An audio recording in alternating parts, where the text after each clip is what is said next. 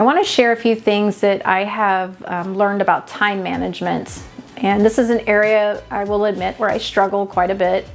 So I'm still working on some of these things myself, but I'm finding these to be pretty effective for me. And the first one being just understanding what your body's natural rhythms are and kind of working with those. I always felt guilty about not being an early morning person. And, you hear about most successful people, get up at 5 o'clock in the morning and like have this solid routine and everything. And that was really hard for me. I tried it and I just could not stick with something like that because it just never felt good for me. I felt good that I was accomplishing things, but it just didn't feel natural for me, I guess. And so, when COVID hit, it was, we kind of just got up when we wanted to get up, and I never slept late. I'm not a late sleeper, but it did help just working with my body's natural rhythms, to wake up at, 7:30 or 8 o'clock in the morning. And I know that I'm a slow starter in the morning and I'm more focused in the afternoons. So when you know that about yourself and you can figure out, then you can plan your time a little bit better because you know when you're going to be the most effective. So I try not to plan anything for myself early in the morning because I know I won't be at my best early in the morning. I know that I need to save my best time for the afternoon times. So spend some time thinking about that, about yourself, and know that it's okay. There are plenty of successful people that work late into the night, and that's when they do their best work. So it's really just knowing you and what works best for you. Another thing that I learned recently from a guest that we had on a podcast episode was about it involved time blocking, and I suck at time blocking. It doesn't work for me. But she had this great idea of not booking more than 50% of your day.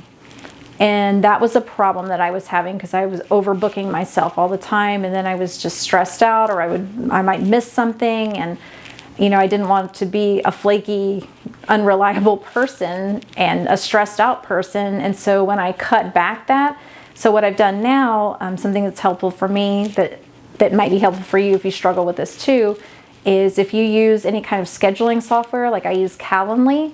So I book time between each appointment that I can kind of reset myself and get a few things done if I need to, but I'm not overbooking myself because I'm allowing this time in between so that my whole day isn't just back to back to back to back stuff, and that drains me and wears me out.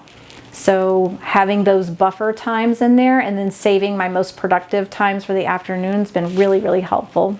Another big thing that I like to do that's helpful is just brain dumping. And I feel like I talk about this a lot, but it's very effective just to get the stuff out of your head onto a piece of paper. And then once I do that, then I'm able to prioritize the things. One danger I did have with the brain dump is that I would dump everything, like literally everything out of my head, and then I would feel stressed out because it was so many things on the list. But what I started doing that helped with that is just to pick out 3 things to do, 3 reasonable things, and 3 things that are effective. They're not busy work, they're important things that are things, asking yourself, is this going to move my business forward in some way?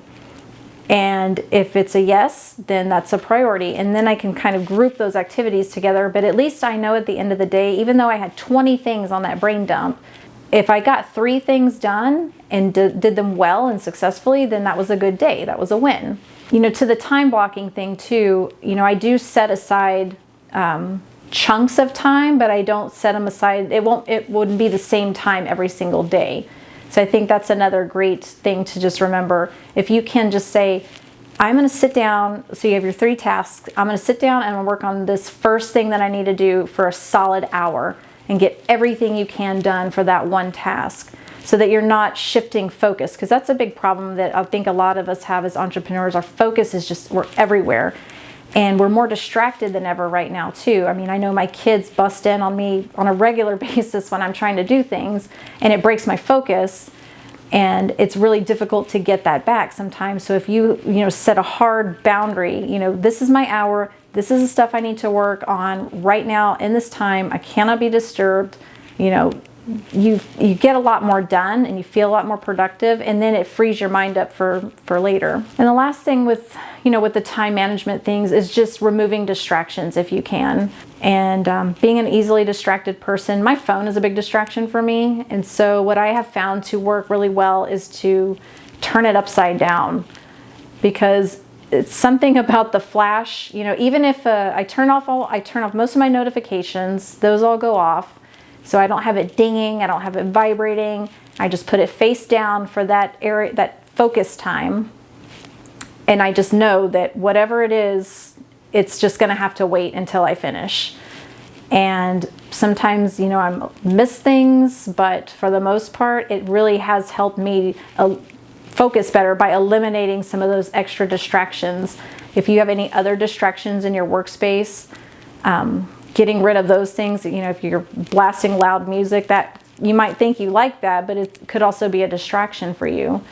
If there's stuff moving around, in your background or something, pets or whatever, that could be a distraction. So try to eliminate as many distractions as you can so that you can work really effectively in a shorter amount of time.